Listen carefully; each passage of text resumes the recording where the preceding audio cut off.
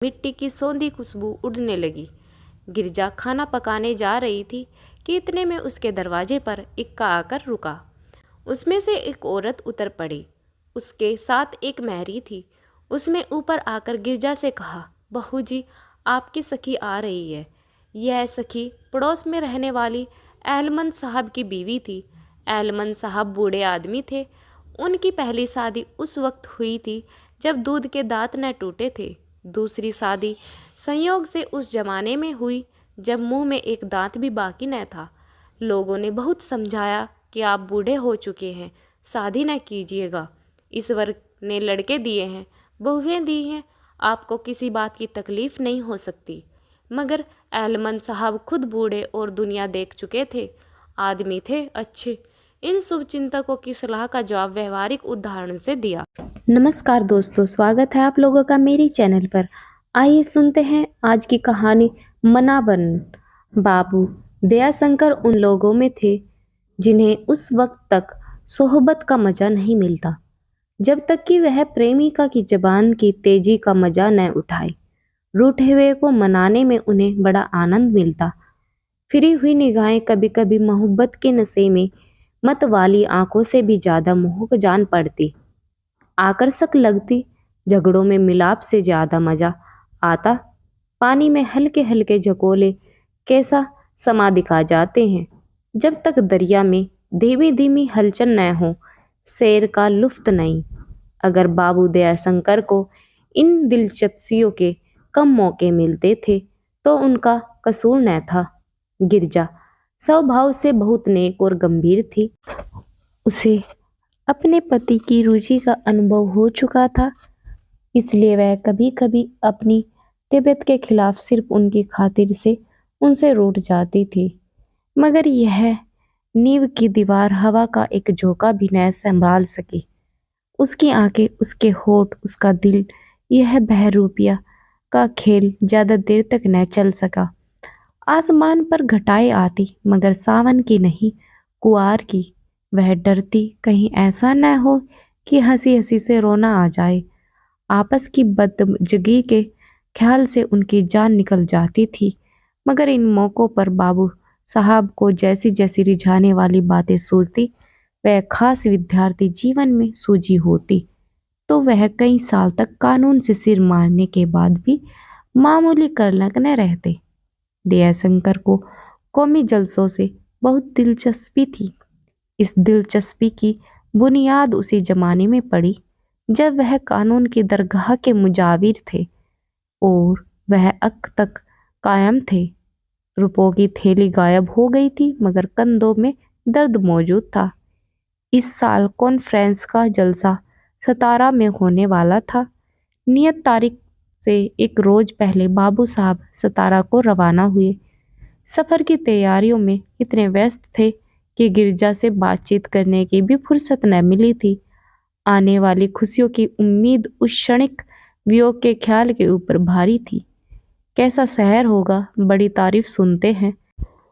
दक्कन सौंदर्य और संपदा की खान है, खूब सैर रहेगी। हजरत तो इन दिल को खुश करने वाले ख्यालों में मस्त थे और गिरजा आंखों में आंसू भरे अपने दरवाजे पर खड़ी यह कैफियत देख रही थी और ईश्वर से प्रार्थना कर रही थी कि इन्हें खैरियत से लाना।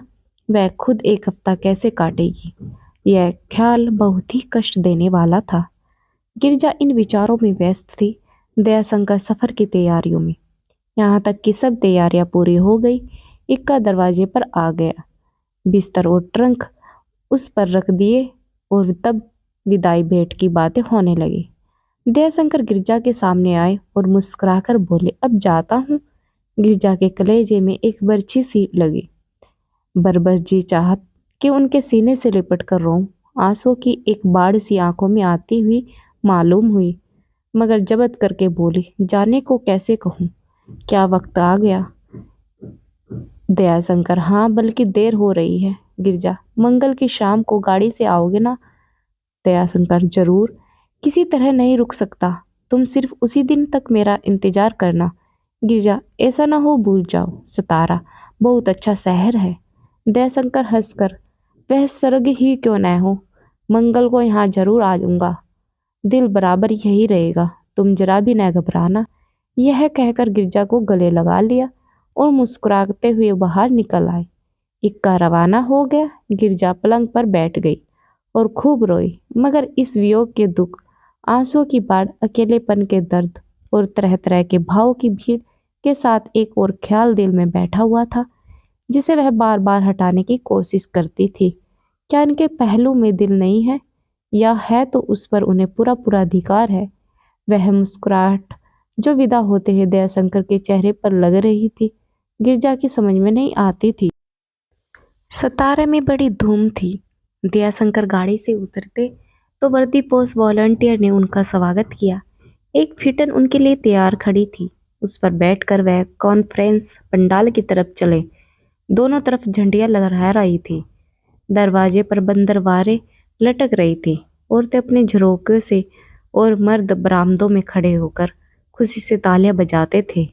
इस शान शौकत के साथ वह पंडाल में पहुंचे और एक खूबसूरत खेमे में उतरे। यहाँ सब तरह की सुविधाएं एकत्रित थी।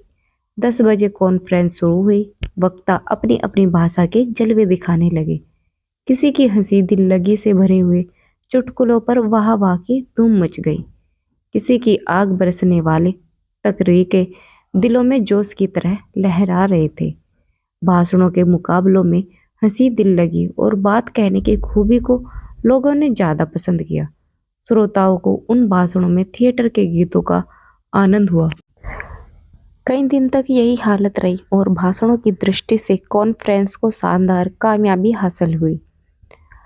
आखिरकार मंगल का दिन आया। बाबू साहब वापसी की तैयारी करने लगे, मगर कुछ ऐसा संयोग हुआ कि आज उन्हें मजबूरन ठहरना पड़ा। बम्बई और यूपी के डेलीगेटों में एक हॉकी मैच ठहर गई। बाबू दयाशंकर हॉकी के बहुत अच्छे खिलाड़ी थे। वह भी टीम में दाखिल कर लिए गए थे। उन्होंने बहुत कोशिश की कि अपना गला छुड़ा लूं, मगर दोस्तों ने इनकी आनाकानी पर बिल्कुल ध्यान न दिया। साहब जो ज़्यादा बेतकल्लुफ थे, बोल आखिर तुम्हें इतनी जल्दी क्यों है? तुम्हारा दफ्तर अभी हफ्ता भर बंद है। नाराजगी के सिवा मुझे इस जल्दबाजी का कोई कारण नहीं दिखाई पड़ता।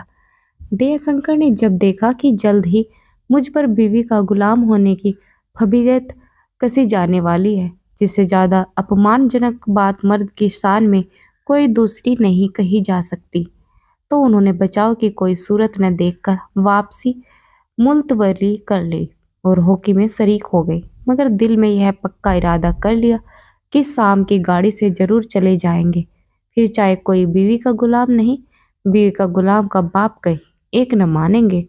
खैर 5 बजे खेल शुरू हुआ। दोनों तरफ से खिलाड़ी बहुत तेज थे, जिन्होंने हॉकी खेलने के सिवा जिंदगी में और कोई काम ही नहीं किया। खेल बड़े जोश और सरगर्मी से होने लगा। कई हजार तमाशाई जमा थे। उनकी तालियां और बढ़ावे खिलाड़ियों पर मारूबाजों के काम कर रहे थे और गेंद किसी अभागे की किस्मत की तरह इधर उधर ठोकरें खाती फिरती थी। दयाशंकर के हाथों की तेजी और सफाई, उनकी पकड़ बेएब निशानेबाजी पर लोग हैरान थे। यहाँ तक कि जब वह खत्म होने में सिर्फ 1 मिनट बाकी रह गया था और दोनों तरफ के लोग हिम्मत हार चुके थे, तो दयाशंकर ने गेंद लिया और बिजली की तरह विरोधी पक्ष के गोल पर पहुंच गए। एक पटाखे की आवाज हुई। चारों तरफ से गोल का नारा बुलंद हुआ। इलाहाबाद की जीत हुई और इस जीत का सेहरा दयाशंकर के सिर पर था, जिसका नतीजा यह हुआ कि बेचारे दयाशंकर को उस वक्त भी रुकना पड़ा। और सिर्फ इतना ही नहीं, सतारा अमेचर क्लब की तरफ से इस जीत की बधाई में एक नाटक खेलने का कोई प्रस्ताव हुआ, जिसे बुध के रोज भी रवाना होने की कोई उम्मीद बाकी न रही। दयाशंकर ने दिल में बहुत पेचताब खाया, मगर जबान से क्या कहते। बीवी का गुलाम कहलाने का डर जबान बंद किए हुए था। हालांकि उनका दिल कह रहा था कि अब की देवी रूठेगी तो सिर्फ खुशामंदों से न मानेगी। बाबू दयाशंकर वादे के रोज के दिन बाद मकान पर पहुँचे। सतारा से गिरजा के लिए कई अनूठे तोहफे लाए थे, मगर उसने इन चीज़ों को कुछ इस तरह देखा कि जैसे उनसे उसका जी भर गया। उसका चेहरा उतरा हुआ था और होठ सूखे थे। 2 दिन से उसने कुछ नहीं खाया था। अगर चलते वक्त दयाशंकर की आंख से आंसू की चंद बूंदें टपक पड़ी होती, या कम से कम चेहरा कुछ उदास और आवाज़ कुछ भारी हो गई होती, तो शायद गिरजा उनसे न रूठती। आंसुओं की चंद बूंदें उसके दिल में इस ख्याल को तरोताज़ा रखती कि उनके न आने का कारण चाहे और कुछ और निष्ठुरता हरगिज नहीं है। शायद हाल पूछने के लिए उसने तार दिया हो। अपने पति को अपने सामने खैरियत से देखकर वह बरबस उनके सीने में जा चिपटती, देवताओं की कृतज्ञ होती, मगर आंखों की वह बेमौका कंजूसी और चेहरे की वह निष्ठुरता मुस्कान इस वक्त उसके पहलू में खटक रही थी। दिल में ख्याल जम गया था कि मैं चाहे इनके लिए मर भी मिटूं, मगर इन्हें मेरी परवाह नहीं है। दोस्तों का आग्रह और जिद केवल बहाना है, कोई ज़बरदस्ती किसी को रोक नहीं सकता। खूब मैं तो रात की रात बैठकर काटूं और वहाँ मज़े उड़ाए जाए। बाबू दयाशंकर को रूठों के मनाने में विशेष दक्षता थी। इस मौके पर उन्होंने कोई बात कोई कोशिश उठा नहीं रखी। तोहफे तो लाए थे, मगर उनका जादू न चला। तब हाथ जोड़कर एक पैर से खड़े हुए, गुदगुदाए, तलवे सहलाए, कुछ शौकी और शरारत की। 10 बजे तक इन्हीं सब बातों में लगे रहे। इसके बाद खाने का वक्त आया। आज उन्होंने रूखी रोटी बड़े शौक से और मामूली से कुछ ज़्यादा खाई। गिरजा के हाथ से आज हफ्ते भर बाद रोटियां नसीब हुई। सतारे में रोटियों को तरस गए। पूड़ियाँ खाते खाते आंतों में बाय गोले पड़ गए। यकीन मानो गिरंजन, वहाँ कोई आराम न था, न कोई शेर, न कोई लुफ्त। शेर और लुफ्त तो महज अपने दिल की कैफियत पर मुनहसर की है। बेफिक्री हो तो चटिल मैदान में बाग का मज़ा आता है, और तबीयत को कोई फिक्र हो तो बाग वीराने से भी ज़्यादा उजाड़ मालूम होता है। कमबख्त दिल तो हरदम यही धरा रहता था, वहाँ मज़ा क्या खाक आता। तुम चाहे इन बातों को केवल बनावट समझ लो, क्योंकि मैं तुम्हारे सामने दोषी हूँ और तुम्हें अधिकार है कि मुझे झूठा, मक्कार, दगाबाज, बेवफा, बात बनाने वाला जो चाहे समझ लो, मगर सच्चाई यही है जो मैं कह रहा हूँ। मैं जो अपना वादा पूरा नहीं कर सका, उसका कारण दोस्तों की जिद थी। दयाशंकर ने रोटियों की खूब तारीफ की, क्योंकि पहले कई बार यह तरकीब फ़ायदेमंद साबित हुई थी, मगर आज यह मंत्र भी कारगर न हुआ। गिरजा के तेवर बदल ही रहे थे। तीसरे पहर दयाशंकर गिरजा के कमरे में गए और पंखा झेलने लगे। यहाँ तक कि गिरजा झुंझलाकर बोल उठी, अपनी नाज बंदरिया अपने ही पास रखिए। मैंने हजूर से भर पाया, मैं तुम्हें पहचान गई, अब धोखा नहीं खाने की। मुझे न मालूम था कि मुझ में आप यो दगा दोगे। जिन शब्दों में बेवफाई और निष्ठुरता की शिकायतें हुआ करती है, वह सब इस वक्त गिरजा ने खर्च कर डाले। शाम हुई। शहर की गलियों में मोतिये और बेले की लपटें आने लगी। सड़कों पर छिड़काव होने लगा और मिट्टी की सौंधी खुशबू उड़ने लगी। गिरजा खाना पकाने जा रही थी कि इतने में उसके दरवाजे पर इक्का आकर रुका और उससे में एक औरत उतर पड़ी। उसके साथ एक मैरी थी। उसने ऊपर आकर गिरजा से कहा, बहू जी, आपकी सखी आ रही है। यह सखी पड़ोस में रहने वाली अहलमंद साहब की बीवी थी। अहलमंद साहब बूढ़े आदमी थे। उनकी पहली शादी उस वक्त हुई थी जब दूध के दांत न टूटे थे। दूसरी शादी संयोग से उस जमाने में हुई जब मुंह में एक दांत भी बाकी न था। लोगों ने बहुत समझाया कि अब आप बूढ़े हुए, शादी न कीजिए। ईश्वर ने लड़के दिए हैं, बहुए हैं, आपको किसी की बात की तकलीफ़ नहीं हो सकती। मगर अहलमंद साहब खुद बूढ़े और दुनिया देखे हुए आदमी थे। इन शुभ चिंतकों की सलाह का जवाब व्यवहारिक उदाहरण से दिया करते थे। क्यों, क्या मौत को बूढ़ों से कोई दुश्मनी है? बूढ़े गरीब उसका क्या बिगाड़ते हैं? हम बाग में जाते हैं तो मुरझाए हुए फूल नहीं तोड़ते। हमारी आंखें तरोताज़ा हरे भरे खूबसूरत फूलों पर पड़ती हैं। कभी कभी गजरे वगैरह बनाने के लिए कलियां भी तो तोड़ ली जाती हैं। यही हालत मौत की है। क्या यमराज को इतनी समझ भी नहीं है? मैं दावे के साथ कह सकता हूँ कि जवान और बच्चों बूढ़ों से ज़्यादा मरते हैं। मैं अभी जो कहता हूँ, मेरे 3 जवान भाई, 5 बहनें, बहनों के पति, 3 भावजे, 4 बेटे, 5 बेटियाँ, कई भतीजे, सब मेरी आंखों के सामने इस दुनिया से चल बसे। मौत सबको निगल गई, मगर मेरा बाल बाका न कर सकी। यह गलत, बिल्कुल गलत है कि बूढ़े आदमी जल्द मर जाते हैं, और असल बात तो यह है कि जवान बीवी की ज़रूरत बुढ़ापे में ही होती है। बहुएं मेरे सामने निकलना चाहे और न निकल सकती। भावजा खुद बूढ़ी हुई, छोटे भाई की बीवी मेरी परछाई भी नहीं देख सकती है। बहनें अपने अपने घर हैं, लड़के सीधे मुंह बात नहीं करते। मैं ठहरा बूढ़ा, बीमार पड़ूँ तो पास कौन फटके, एक लोटा पानी कौन दे, देखूँ किसकी आँख से, जी कैसे बहलाऊँ, क्या आत्महत्या कर लूँ या कहीं डूब मरूँ। इन दलीलों के मुकाबले मैं किसी की ज़बान न खुलती थी। गरज इस नई अहलमंदिन और गिरजा में कुछ बहानापा सा हो गया था।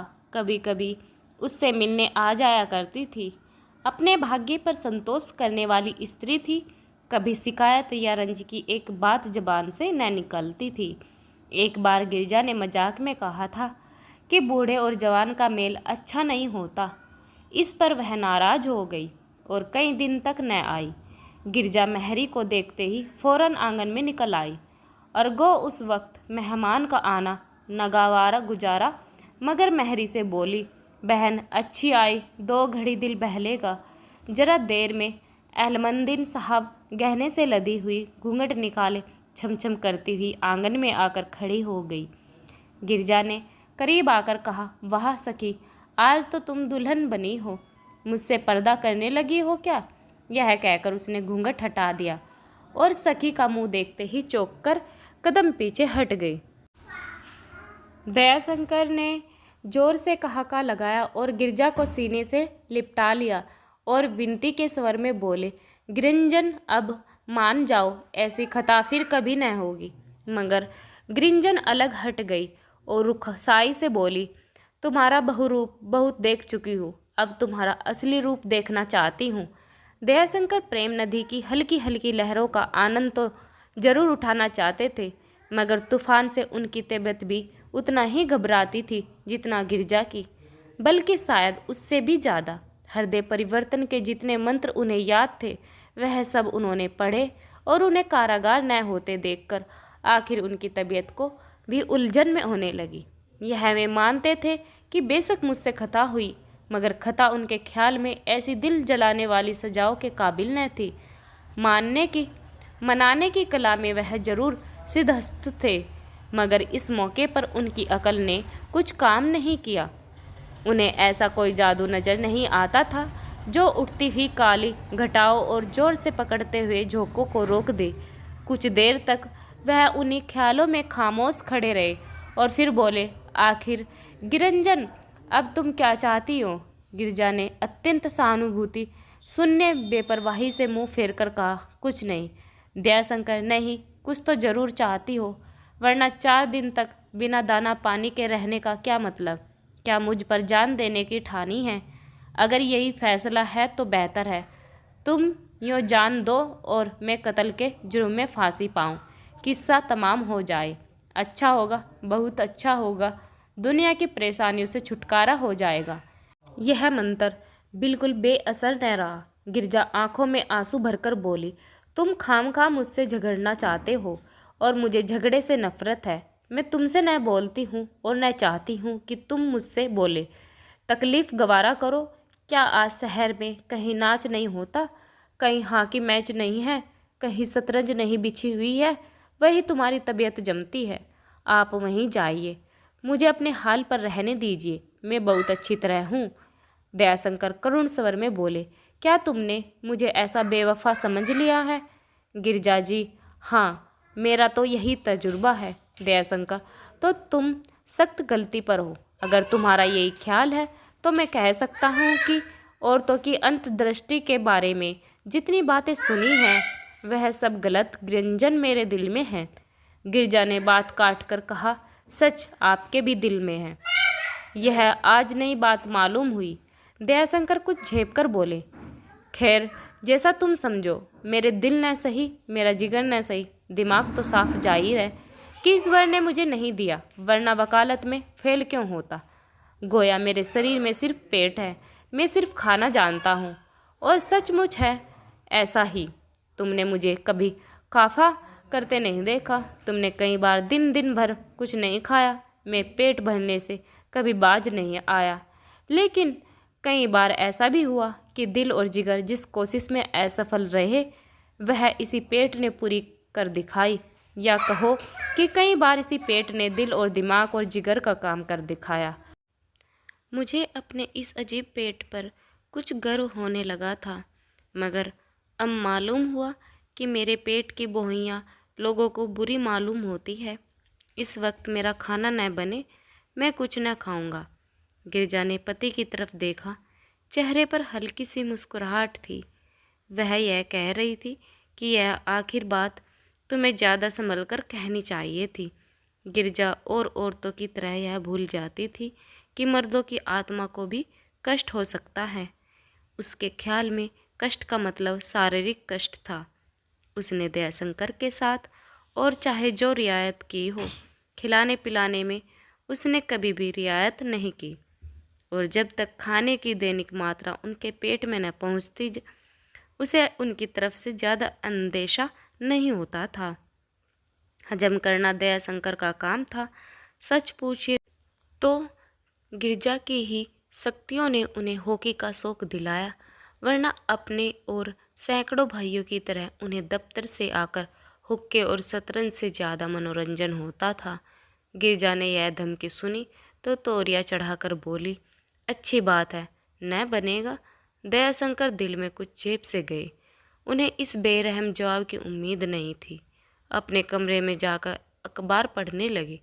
इधर गिरजा हमेशा की तरह खाना पकाने में लग गई। दयाशंकर का दिल इतना टूट गया था कि उन्हें ख्याल भी न था कि गिरजा खाना पका रही होगी। इसलिए जब 9 बजे करीब उसने आकर कहा कि चलो खाना खा लो, तो वह ताज्जुब से सौंक पड़ा। मगर यह यकीन नहीं आया। मैंने बाजी मार ली। जी हरा हुआ, फिर भी ऊपर से रुखसाई से कहा, मैंने तो तुमसे कहा दिया था कि आज खाना ना खाऊंगा। गिरजा, चलो थोड़ा सा खा लो। दयाशंकर, मुझे जरा भी भूख नहीं है। गिरजा, क्यों, आज भूख नहीं लगी? दयाशंकर बोले, तुम्हें 3 दिन से भूख क्यों नहीं लगी? गिरजा, मुझे तो इस वजह से नहीं लगी कि तुमने मेरे दिल को चोट पहुंचाई थी। दयाशंकर, मुझे भी इस वजह से नहीं लगी कि तुमने मुझे तकलीफ़ दी है। दयाशंकर ने रुखसाई के साथ यह बातें कही। अब गिरजा उन्हें मनाने लगी। फौरन पासा पलट गया। कुछ क्षण पहले वह उसकी खुशामद कर रहे थे, मुजरिम की तरह उसके सामने हाथ बांधे खड़े थे, गिड़गिड़ा रहे थे, मिन्नतें कर रहे थे। अब बाजी पलटी हुई थी। मुजरिम इंसाफ की मसनद पर बैठा हुआ था। मोहब्बत की राहें मकड़ी के जालों से पेचीदा हैं। दयाशंकर ने दिन में प्रतिज्ञा की थी कि मैं भी इसे इतने ही हैरान करूंगा जितना इसने मुझे किया। और थोड़ी देर तक वह योगियों की तरह स्थिरता के साथ बैठे रहे। गिरजा ने उन्हें गुदगुदाया, तलवे खुजलाए, उनके बालों में कंघी की, कितनी ही लुभावने वाली अदाएं खर्च की, मगर असर नहीं हुआ। तब उसने अपनी दोनों बाहें उनकी गर्दन में डाल दी और याचना और प्रेम से भरी हुई आंखें उठाकर बोली, चलो मेरी कसम खा लो। फूस की बांध बह गई। दयाशंकर ने गिरजा को गले से लगा लिया। उसके भोलेपन और भाव की सरलता ने उनके दिल पर एक अजीब दर्दनाक असर पैदा किया। उनकी आंखें भी गीली हो गई। मैं कैसा जालिम हूँ, मेरी बेवफाई ने इसे कितना रुलाया है। 3 दिन तक उसके आंसू नहीं थमे, आंखें नहीं झपकी। 3 दिन तक इसने दाने की सूरत नहीं देखी, मगर मेरे एक जरा से इनकार ने, झूठे नकली इनकार ने चमत्कार कर दिखाया। कैसा कोमल हृदय है, गुलाब की पंखुड़ी की तरह जो मुरझा जाती है मगर मैली नहीं होती। कहाँ मेरा ओछापन, खुदगर्जी और कहाँ यह बेखुदी, यह त्याग, यह साहस। दयाशंकर के सीने से लिपटी हुई गिरजा उस वक्त अपने प्रबल आकर्षण से उनके दिल को खींच लेती थी। उसने जीती हुई बाजी हार कर आज अपने पति के दिल पर कब्जा पा लिया। इतनी ज़बरदस्त जीत उसे कभी नहीं मिली। आज दयाशंकर को मोहब्बत और भोलेपन की इस मूरत पर जितना गर्व था उसका अनुमान लगाना कठिन है। जरा देर में वह उठ खड़े हुए और बोले, एक शर्त पर चलूँगा गिरजा। क्या? दयाशंकर, अब कभी मत रूठना गिरजा। यह तो टेढ़ी शर्त है मगर मंजूर है। 2-3 कदम चलने के बाद गिरजा ने उनका हाथ पकड़ लिया और बोली, तुम्हें भी मेरी एक शर्त माननी पड़ेगी। दयाशंकर, मैं समझ गया, तुमसे सच कहता हूँ, अब ऐसा नहीं होगा। दयाशंकर ने आज गिरजा को भी अपने साथ खिलाया। वह बहुत लज्जाई, बहुत हिले किए, कोई सुनेगा तो क्या कहेगा, यह तुम्हें क्या हो गया है। मगर दयाशंकर ने एक न मानी और कई कोर गिरजा को अपने हाथ से खिलाए और हर बार अपनी मोहब्बत का बेदर्दी के साथ मुआवजा किया। खाते खाते उन्होंने हंसकर गिरजा से कहा, मुझे न मालूम था कि तुम्हें मनाना इतना आसान है। गिरजा ने नीची निगाहों से देखा और मुस्कुराई मगर मुंह से कुछ न बोली। आज की कहानी हमारी यहीं पे समाप्त होती है। मिलते हैं नई वीडियो के साथ। तब तक के लिए आप लोगों का वीडियो सुनने के लिए बहुत बहुत धन्यवाद।